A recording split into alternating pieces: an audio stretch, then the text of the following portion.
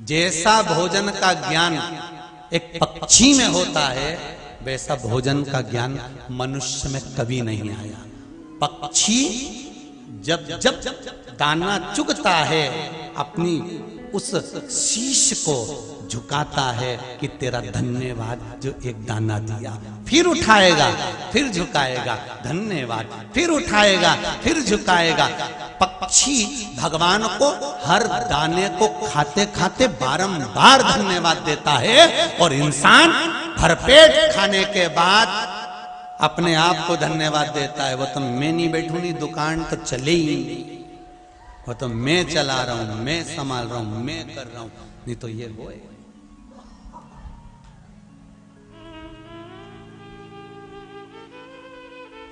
अपने आप को कभी कभी एक प्रश्न अपने भीतर उत्पन्न होता है, आप लोगों के भीतर आता है कि नहीं आता मालूम नहीं, पर भीतर एक प्रश्न आता है कि भगवान के सामने शीश ही क्यों झुकाया जाए?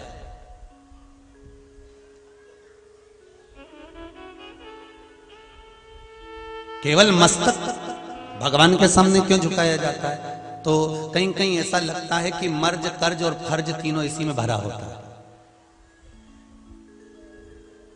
मर्ज, कर्ज और फर्ज सब इसी में भरा होता है। इसीलिए भगवान के आगे झुकाने के लिए ये शीश होता है, और भगवान भी कहता है झुका ले,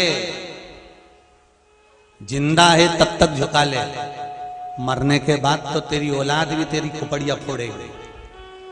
आधा जला होगा, चिता पर लेटा होगा, आधा शरीर जल गया होगा, और समझदार समझदार गांव के लोग झांक झांक के देखते आएंगे पका कि नहीं पका।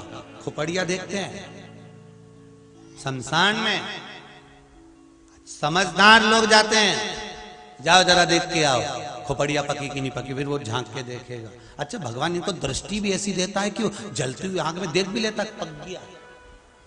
यहां तो आज तक समझ में नहीं आई, वो अंगारा में बाटी धरी रहे तो समझ में नहीं आया, जब तक निकालो पकी उनके दबा के देखें तब समझ में पक गई, नहीं तो अंगारा में पड़ी पड़ी नहीं सूझे कि इमें राख इतनी लग गई, इतनी राखोड़ी वो में धर गई कि वो समझ में ही नहीं आया कि पकी कि नहीं पकी। फिर अंगारा में से निकाल के कपड़ा में से झड़ा के फिर बाटी को देखो तो समझ में आए ये तो कच्ची है, वापिस धरो। पर इनके ना जाने कहां से इतनी अकल आ जाए, इतनी बुद्धि आ जाए, इतनी चित्त आ जाए कि तुरंत देख के पहचान जाए। और जैसे उन्हें हाथ का इशारा करा, सब तो इंतजार में बैठे थे कि जल्दी से इशारा करें और हम बन जाएं, और दौड़ के चले, और इन्हें बांस उठाया, उनमें घी भरा, और सबसे पहले खोपड़िया फोड़ी और डंडा बांस फेंका, और फिर बस आंख में से आंसू, जैसी खोपड़िया फूकी। अब घर आते से तैयारी चालू हो गई।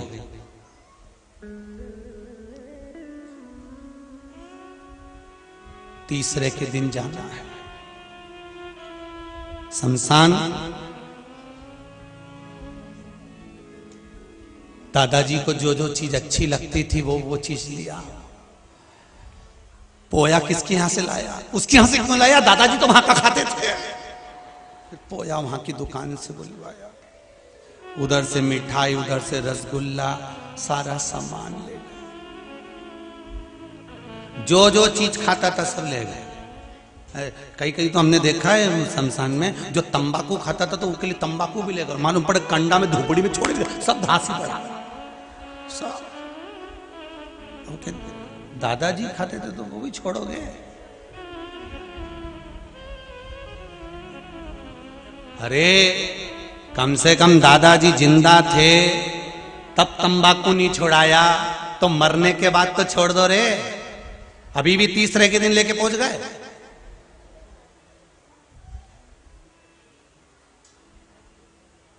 फिर इतने में अंदर से आवाज आई, उनकी प्रिय थी। तो अब इतना मन में आया कि प्रिय तो तू भी थी, चली प्रिय थी। एक प्रिय को यहां छोड़ गए, तंबाकू प्रिय बदल दी। अरे बाबा, अंत समय प्रभु अरे वचन दिया तो निभाना पड़ेगा। आए ना आए प्रभु कुटुंब कबीला, अंत समय प्रभु आना पड़ेगा। भगवान से निवेदन करो, भगवान की भक्ति में जितना रमोगे अंत समय में कोई साथी नहीं होगा महाराज, कोई नहीं। सब कहने के होंगे, अंत में अगर कोई साथ देगा तो वो मेरा शिव, मेरा राम, मेरा कृष्ण, मेरा परमात्मा अंतिम समय में तुम्हारे पास में खड़ा रहेगा और कह देगा कि चिंता मत करना। तो ये चिंता करने की जरूरत नहीं है, ये लोग चिता में रख कर आएंगे, तो चिंता मत करना, मैं बैठा हूं।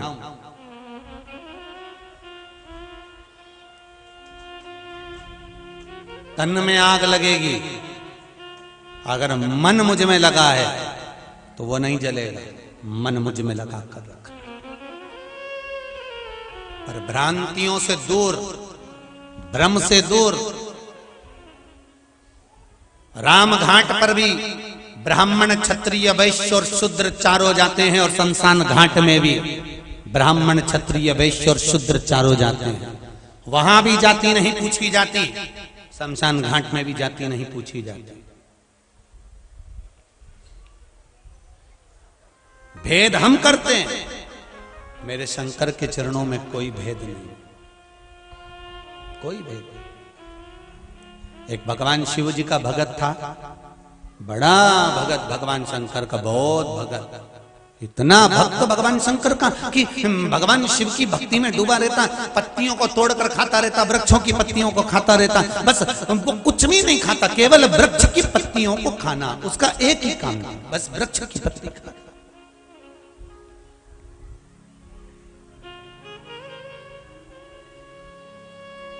और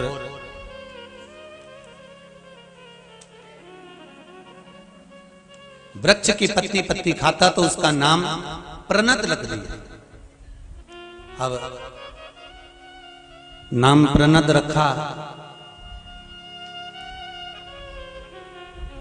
एक दिन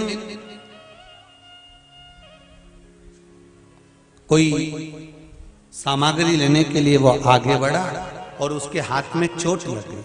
चोट लग गई, रक्त गिरने लगा, रक्त बहने लगा। जब रक्त भूमि पर गिर रहा था तो रक्त की जगह पहले तो थोड़ा सा रक्त गिरा, और रक्त गिरने के बाद में जब उसके हाथ में से गिरना चालू हुआ तो पेड़ की जो पत्ती खाता था उस पत्ती का रस गिरना चालू हो गया। अन्न तो उसने खाया ही नहीं था कई वर्षों तक, केवल पत्ती, पर रक्त की जगह पत्ती का रस जमीन पर गिर रहा था। दो चार लोगों ने देखा कि पत्ती का रस शरीर में से, यहाँ तो रक्त गिरना चाहिए था और यहाँ तो पत्ती का रस गिर रहा है। तो लोगों ने कहा ये तो बड़ा विचारणीय है, बड़ा, और ये शिव भक्त है, शंकर का भक्त है, शंकर का भक्त है, इसलिए ये तो बड़ा आनंदित हो गया। तो लोग अब उसको जब पूछने लगे, उसको जब पूजने लगे तो उसके भीतर अहंकार उत्पन्न हो गया, उसके भीतर अभिमान आ गया। एक बात इस व्यासपीठ से जरूर कहेंगे कि अगर भगवान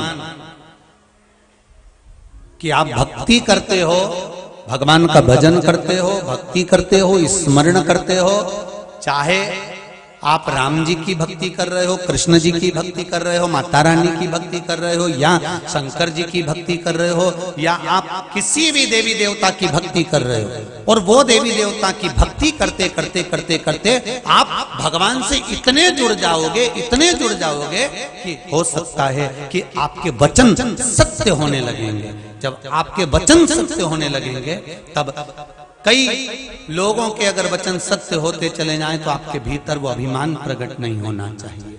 अगर अभिमान आ गया तो आपका फिर वो करा हुआ सारा सत्कर्म बेकार है। वो अभिमान ना है। प्रणत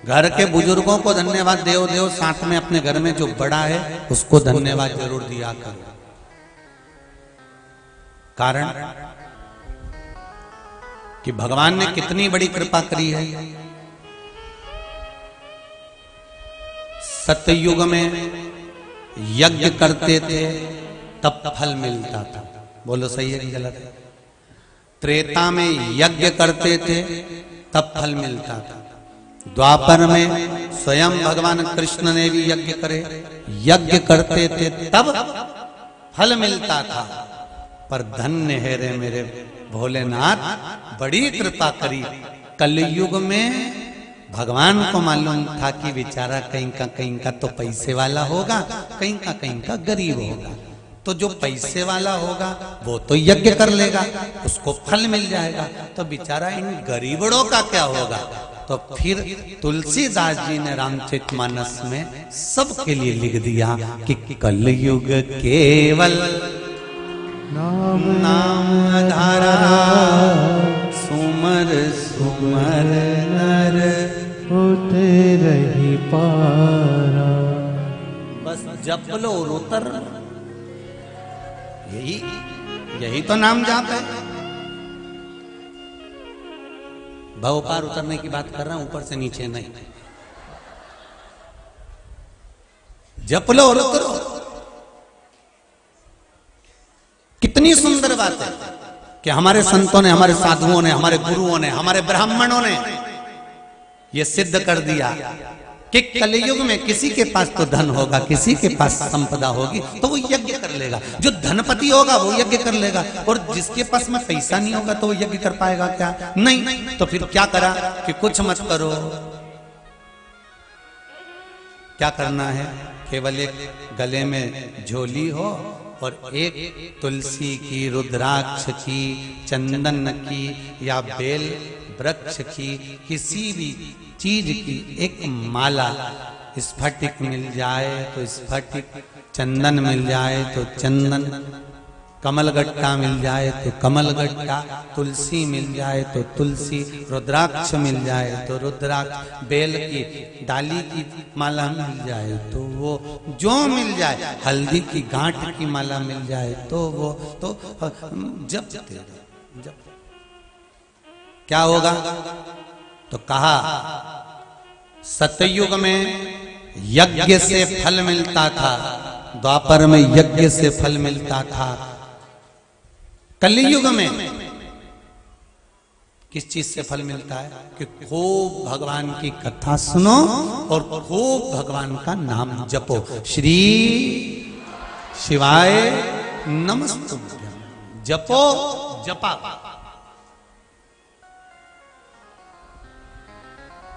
भोलेनाथ जी ने बहुत बड़ी कृपा करी है अपन सब पर। श्री शिवाय नमस्तुभ्यं मंत्र तो कजन कांच छुपा रखा था, वो तो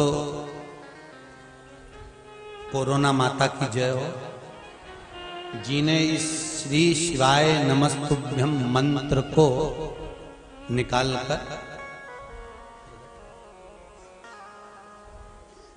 और क्या वर्णन करूं उस मंत्र का। देखिए आप कितना कितना, एक तो वो आंखों वाला था, एक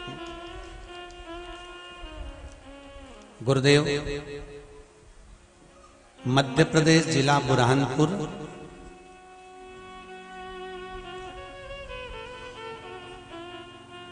ग्राम, अब कौन सा लिखा है ध्यान में नहीं आ रहा, फोड़िया लिखा है, फोड़िया ऐसा कुछ लिखा है इसमें। कल्पना बाई जगन्नाथ चौधरी, आप ही ने लिखा है पत्र? जरा माइक दो जरा।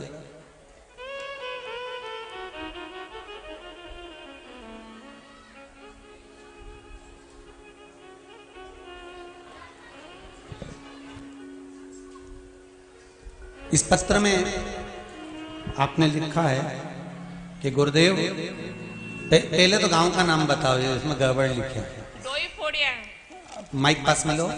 डोई फोड़िया, बुरहानपुर जिला। जी, बुरहानपुर जिला, डोई फोड़िया। अब आ गया समझ में हो? जी जी, बहुत बढ़िया। गुरुदेव, पशुपतिनाथ का व्रत किया था और बाबा ने जो कृपा करी है शायद दुनिया में किसी पर करी कि नहीं करी पता नहीं, पर मुझ पर बहुत करी। क्या कृपा करी? मेरे बेटे को अच्छी जॉब लग गई। पहला सोमवार किया तो कॉल आया और तीसरे सोमवार को 14 फरवरी को मेरा बेटा नौकरी पे लग गया। नौकरी पे? बहुत बहुत धन्यवाद। धन्यवाद। अच्छा पैकेज भी है गुरुदेव जी, पैकेज भी अच्छा है, चेन्नई की कंपनी मिली। कितना लाख का पैकेज मिला? 6 लाख। बधाई हो,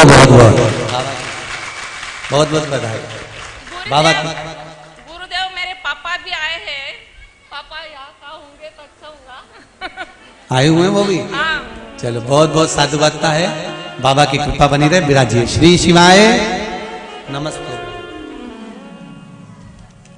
त्रेता में,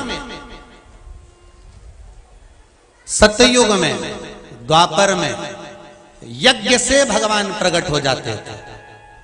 यज्ञ से भगवान प्रसन्न हो जाते थे। यज्ञ से फल हजारों लाख गुना मिल जाता था।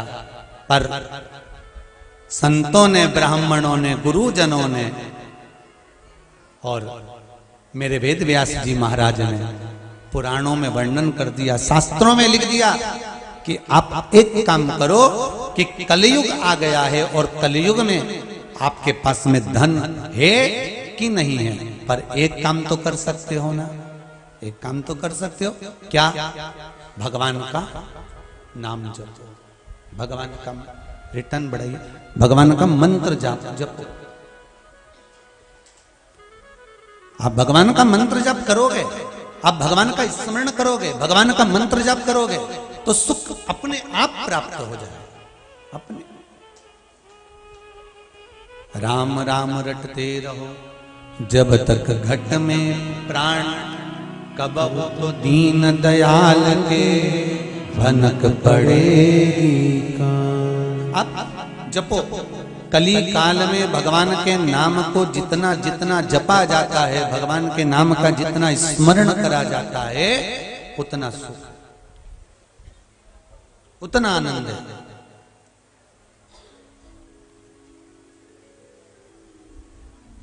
अब जपो।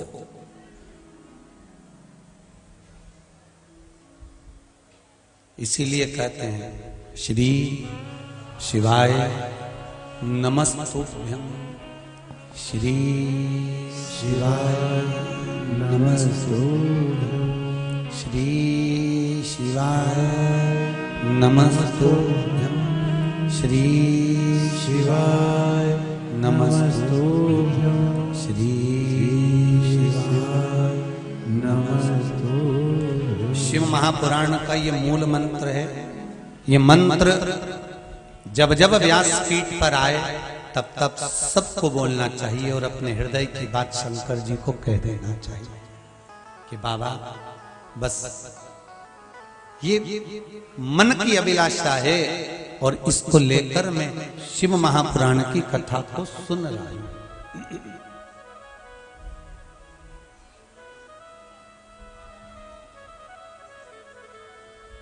ये मेरे मन की अभिलाषा है और इसको लेकर मैं शिव महापुराण की कथा सुन।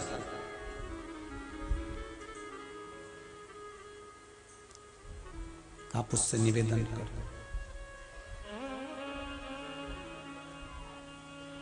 थोड़ा शरीर है मनुष्य का, किसी किसी को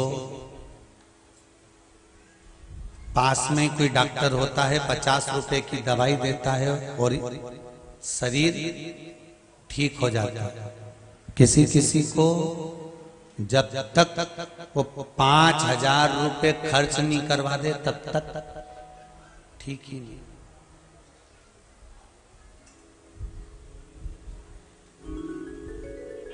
पूरी जांच कौन करवाएगा?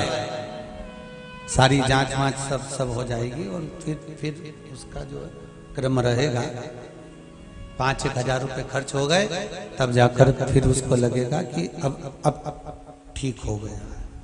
कहीं कहीं 50 रुपए में काम हो जाता है।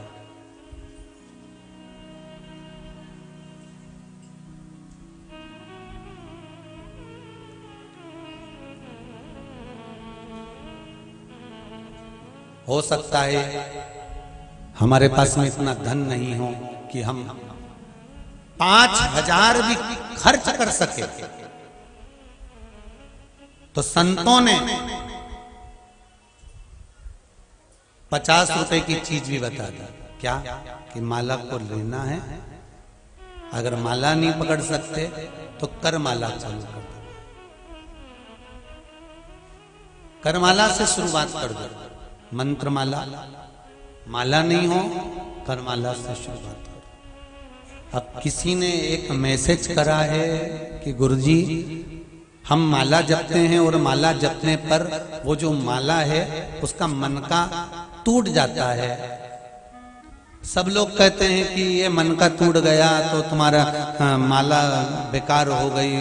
हाँ, ये पक्का है कि मन का, माला जपने वाली जो माला होती है उसका जो मन का होता है, अगर वो खंडित हो जाता है, टूट जाता है, तो आप दूसरा मन का उसमें लगा, दूसरे मनके की माला से उसका जप करो।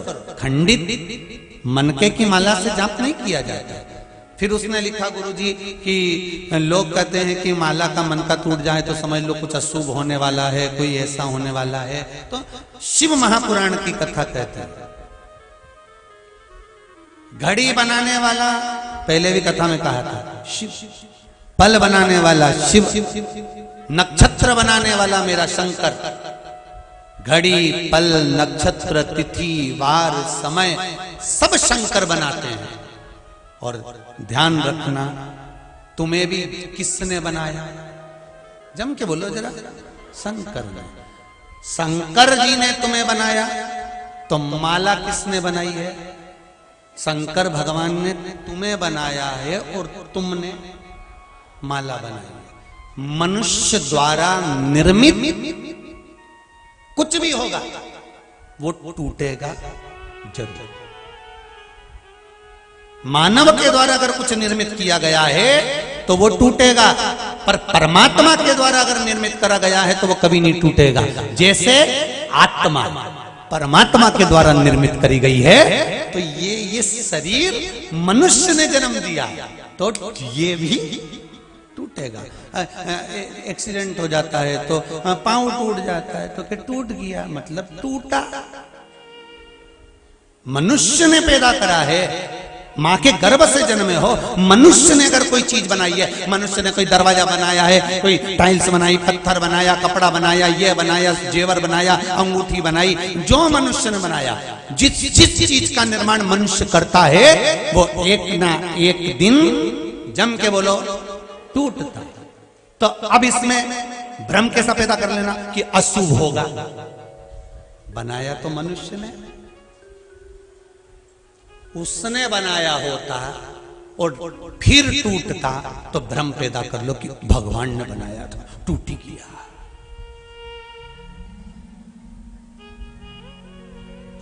अब यहां तो कई बार कांच देख रहे थे, दर्पण, और दर्पण देखते देखते दर्पण पलंग पे रखा था, इतने में छोरा ऊपर कूद गया और छोरा जैसे कूदा ने दर्पण टूट गया। तो पूरे घर में भ्रम हो गया, दर्पण टूट गया, दर्पण टूट गया। किसी किसी के दरवाजे पर आगे गैलरी में कांच लगा होता है, तो गैलरी में कांच लगा, अपने आप गिर गया, तो लोगों को बताओ ना जाने किसने क्या कर दिया।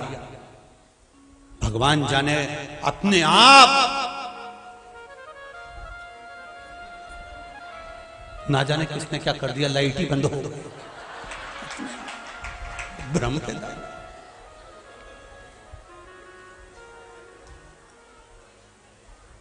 अच्छा, भगवान भी वो साथ देता है, आई गई प्रैक्टिकल कराने में तो भगवान इतना साथ देता ही नहीं, तुरंत अपने आप। तो जो मनुष्य ने निर्माण करा है, मानव ने अगर कोई चीज बनाई है तो वो टूटेगी भी और गिरेगी भी। अगर ईश्वर ने बनाई है तो वो टूट नहीं सकती। जैसे आत्मा, भगवान कृष्ण गीता जी में कहते हैं, अर्जुन, इस आत्मा को न शस्त्र काट सकता है, न अग्नि जला सकती है, न वायु सुखा सकती है, न जल गीला कर सकता है। इसको कोई नष्ट नहीं कर सकता, क्योंकि ये उसने बनाया।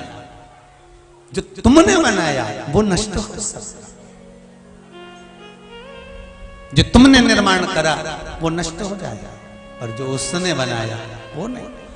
तो अगर मन का तुम जप रहे हो, माला जप रहे हो, माला फेर रहे हो, और माला जपते जपते जपते जपते 2 महीना, 6 महीना, 1 साल, 4 साल, 6 साल हो जाएं और मन का टूट गया, तो भ्रम पैदा मत करना कि कोई किसी ने कुछ कर दिया होगा या कोई घात आने वाली होगी। नहीं, भगवान कह रहे हैं कि अभी इस माला के मनकों को और फिरो, और बढ़ा, और बढ़ाने के बाद फिर मेरे ऊपर समर्पित कर, और मेरे ऊपर समर्पित कर कर फिर जपना प्रारंभ कर। माला जपते जपते जपते जपते एक सुमेरु आता है। करें दर्शन, आता है कि नहीं आता? सुमेरु बीच में जब अपन मालाओं को धारण करते हैं, आपके भी गले में माला होगी, तो उसके अंदर एक सुमेरु का भाव होता है। एक सुमेरु का मतलब क्या होता है कि माला जहां से जपना प्रारंभ करी है तुमने, जपते जपते जपते जपते वहीं पर आना, और वहीं से फिर बदल जाना, पर पलट कर उधर मत जाना।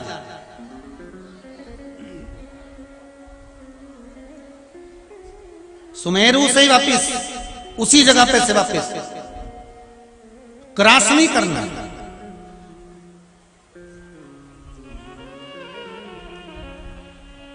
कहां से आया ये सुमेरु? कोई तुमसे पूछे सुमेरु कहां से आया? माला में, तो कह देना विष्णु पुराण से आया। वो क्या विष्णु पुराण में भी है? हाँ। और अगर नहीं समझ में आया तो शिव महापुराण में भी है। शिव महापुराण में भी है, हाँ। सुमेरु और काय में? तो कहना भागवत पुराण में भी सुमेरु है। अच्छा, और तो कहा ब्रह्म पुराण में भी है, फिर नारद पुराण में भी सुमेरु है, फिर अरे मत्स्य पुराण में भी सुमेरु है, अग्नि पुराण में भी सुमेरु है, पद्म पुराण में भी सुमेरु है। तो कहा ये माला का सुमेरु सारी पुराण में? हाँ। कहां पर है? तो कहा देवता और राक्षसों ने मिलकर जब मंथन करा तो सुमेरु पर्वत की रई बनाई और शेष नाग की नेति, और मंथन करना प्रारंभ किया। बस ये सुमेरु वो ही है। अब एक तरफ 33 कोटि देवता और दूसरी तरफ जम के बोलते जाओ सारे राक्षस, सब असुर। सुमेरु का काम क्या है? बीच में क्यों अटका हुआ है? इधर देवता हैं, इधर ही से जपना, इसको क्रॉस कर कर उधर पहुंच गए तो असुर हैं बहुत सारे। सुमेरु का बीच में जो सुमेरु है वो यही दर्शाता है कि यहीं से मेरे पास से पलट कर वापिस चले जाओ, पर इधर मत जाना, इधर असुर हैं। शिव महापुराण की कथा कहती है माला जपने वाले व्यक्ति को सुमेरु से वापिस हो जाना चाहिए। अगर वापिस नहीं होता, सुमेरु को क्रॉस कर कर जपने लगता है, तो तुम्हारा जपा हुआ सारा भाग, दान, पुण्य, भजन, कीर्तन सब राक्षसों के खाते में चले जाता है। तुम्हारा खाता खाली, तुम्हारा खाता खाली। सुमेरु से वापिस।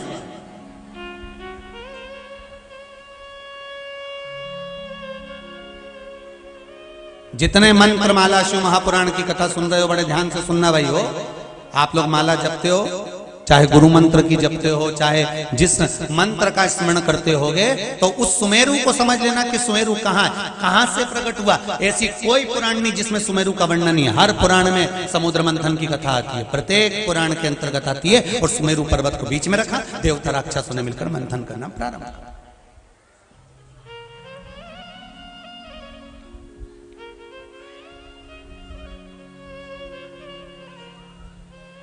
जपो,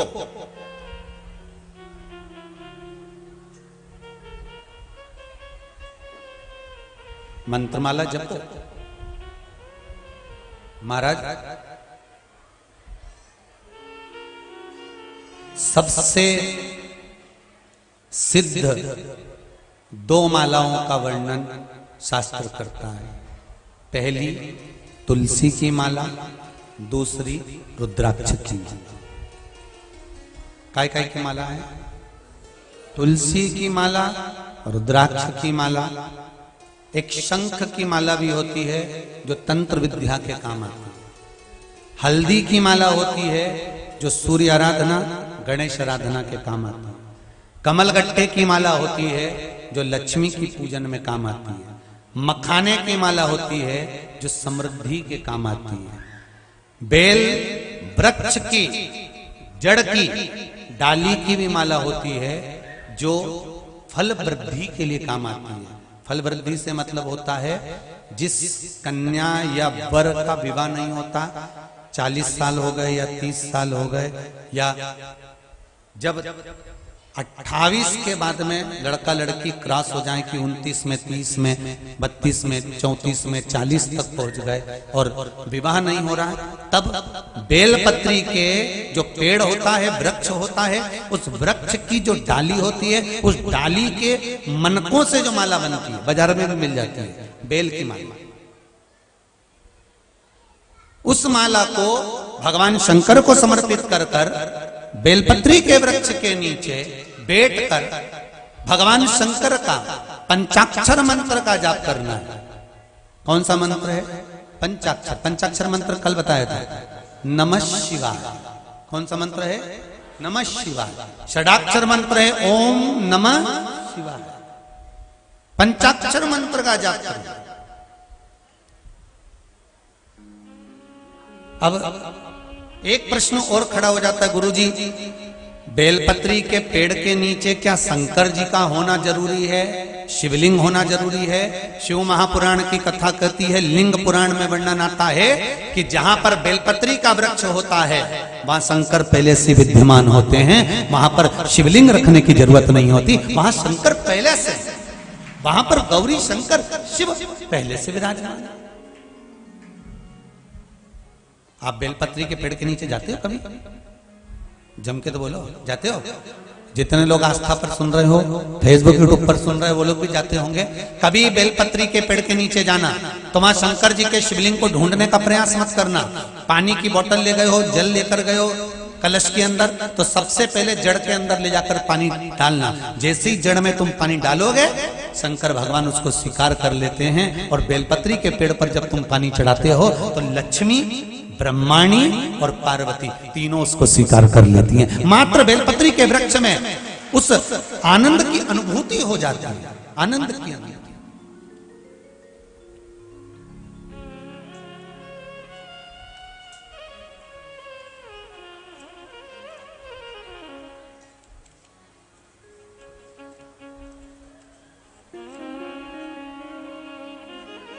शिव महापुराण की कथा कर रही है।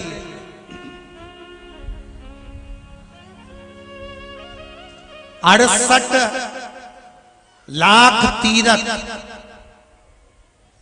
बेलपत्री के जड़ के अंदर रहते हैं। कितने? 68 लाख बेलपत्री की जड़। अब सोचिए जरा, बेलपत्री की जड़ में जो पानी डाला है, उस पानी को अपने ऊपर मात्र छींट लेने से 68 लाख तीर्थ में स्नान का पुण्य फल प्राप्त हो जाता है। मात्र बेलपत्री के जड़ में जो पानी डाला है, उस पानी को अपने पर मात्र छींट लेना।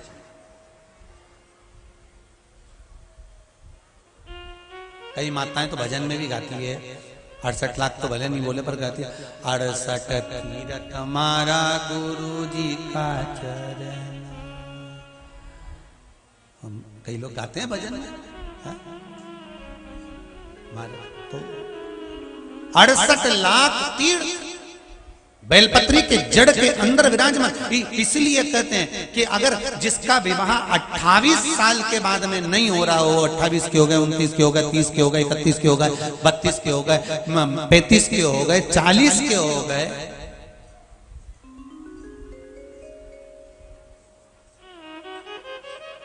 तरतालीस के हो गए, 50 के करने की जरूरत भी नहीं।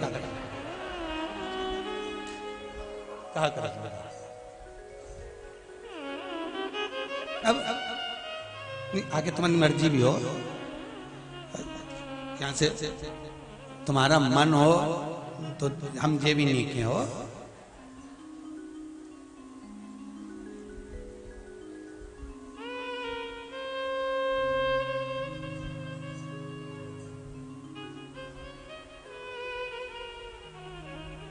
अब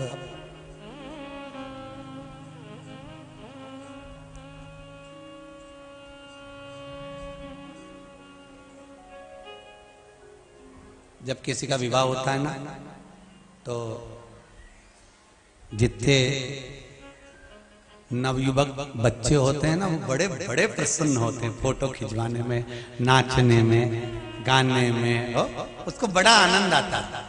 और बाकी के जो घर के जो रहते हैं ना, फूफा हुए, जीजा हुए, मामा हुए, काका हुए, सब जो साफा बांध के चलते हैं, वो इतना नाचते कूदते नहीं, उनको मालूम बापड़ा हमारे जैसी होने वाला है। छोरा हो खूब नाचे, इनके क्या मालूम बापड़ा, वो बेचारा चला गया। तो कई लोग कहते हैं फूफा जी आओ ना थोड़ा सा नाच, तो क्या बुआ जी के न चलूं क्या? हाँ उके ले, और बुआ नाच भी ले, वो बापड़ा बेचारा फूफा, बुआ नाच।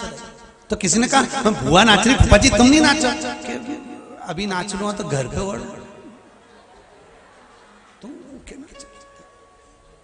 अपने नहीं नाचा।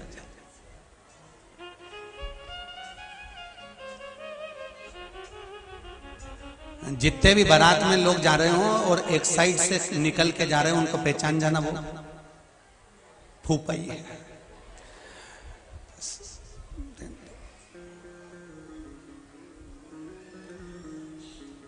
महाराज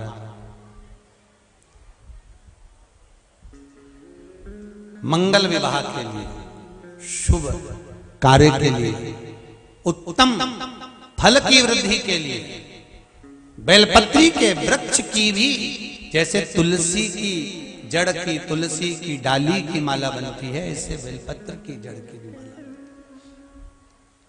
महाराज उस माला का भी स्मरण होता है। कमलगट्टे की माला भी होती है भगवत भजन के लिए, स्मरण के लिए, संकीर्तन के लिए, कीर्तन के लिए। महाराज आप जिस माला का स्मरण कर रहे हो, रिटर्न बढ़ाओ, बाहर की आवाज बढ़ रही है, रिटर्न की बढ़ाइए। माला का स्मरण करें। महाराज कौन सा मंत्र जपना है?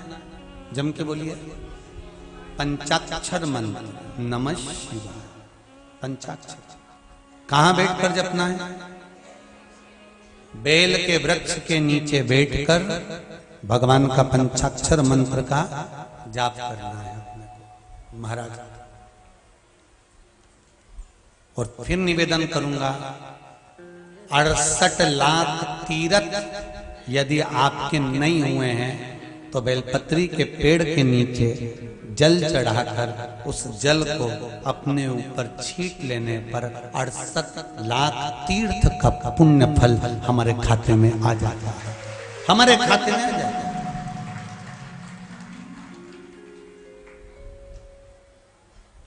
वो प्राप्त हो जाता है। इसीलिए कहते हैं, ऐसो सतगुरु भावे मुझको, ऐसो सतगुरु भाए, ऐसो सतगुरु भावे मुझको, ऐसो सतगुरु भाए, ऐसो सतगुरु भावे मुझको, ऐसो सतगुरु भाए, ऐसो सतगुरु भावे मुझको, ऐसो सतगुरु भाए।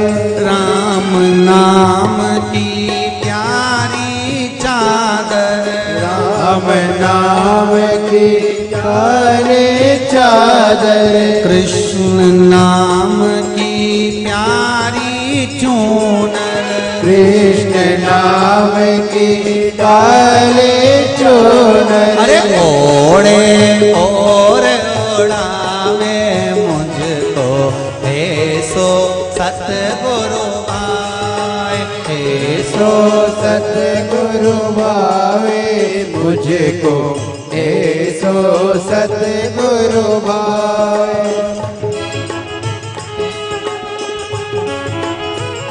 जय हो।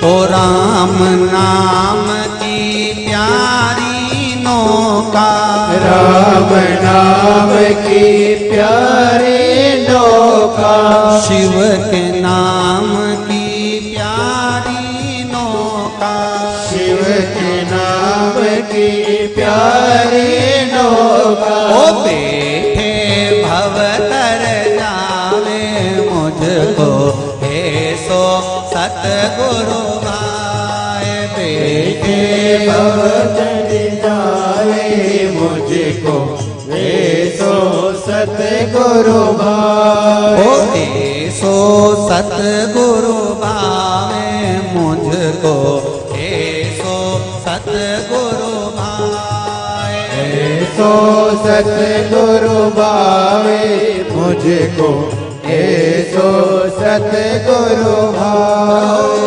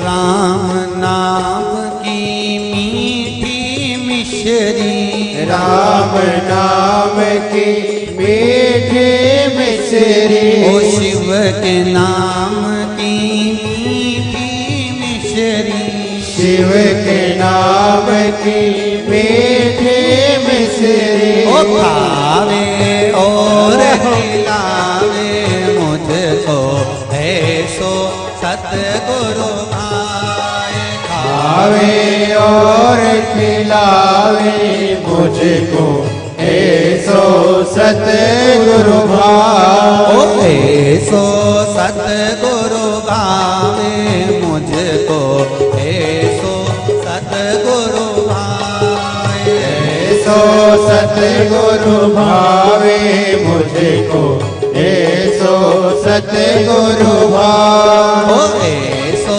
सतगुरु भावे मुझको हे सो सतगुरु भाए। हे सो सतगुरु भावे मुझको हे सो सतगुरु भाए। ओ हे सो सतगुरु भावे मुझको हे सो सतगुरु भाए। हे सो सतगुरु भावे मुझको हे सो सतगुरु भाए। हर हर महादेव महाराज भगवान शिव की भक्ति, शंकर का स्मरण, शिव नाम का जाप, पंचाक्षर मंत्र का जाप जीवन को सुखता प्रदान करता है। श्री शिवाय नमस्तु श्री शिवाय नमस्तुभ्यं श्री शिवाय नमस्तुभ्यं श्री शिवाय नमस्तुभ्यं श्री शिवाय नमस्तुभ्यं श्री शिवाय नमस्तुभ्यं। मंत्र का जाप। भगवान शंकर सीताराम सीताराम सीताराम सीताराम, भगवान शिव प्रणद के पास में बैठकर जप करते। मेरे ओगरदानी, मेरे शिव, मेरे दयालु शंकर,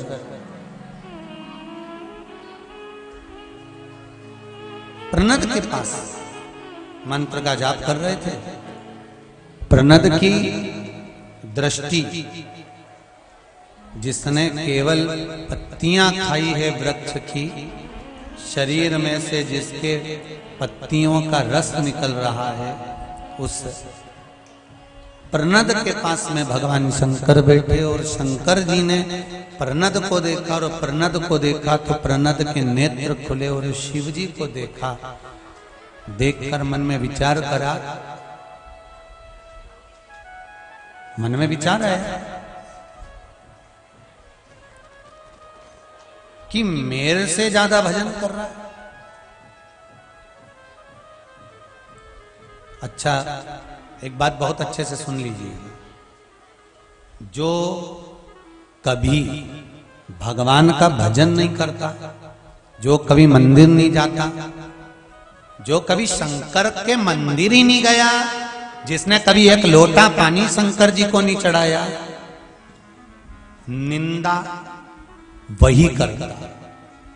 आपको मंदिर जाने से वो ही रोकेगा, पूजन करने से वो ही रोकेगा, भगवान का भजन करने से वो ही रोकेगा, जो भगवान के मंदिर कभी गया ही नहीं, जिसने कभी शिव नाम लिया ही। आप रोज रोज मंदिर तो जाओ,